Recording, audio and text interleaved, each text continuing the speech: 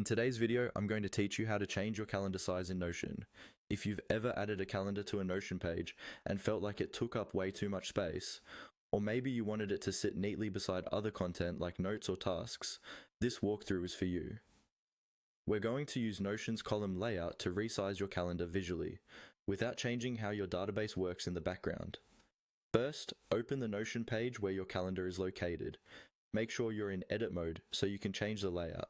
We're going to start by creating columns. To do that, click into an empty space on the page near where you want your calendar to go, and start typing the word column. Notion will bring up a list of layout options. This is where you can choose how many columns you want. From that menu, click on the option that says 2 columns. This will automatically split the page section into 2 side-by-side columns. You'll now see 2 narrow blocks appear, one on the left and one on the right. At this point, it doesn't really matter which column is which.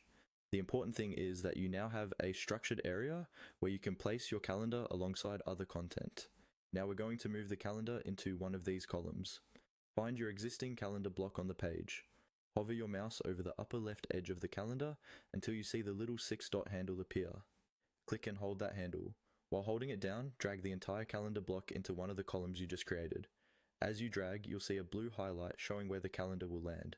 When it looks like it's in the right spot, release the mouse. Once the calendar snaps into the column, you'll notice that its visual width has changed. It now takes up only the space of that column instead of the full page. This is effectively how you resize a calendar in Notion, by placing it inside narrower or wider columns.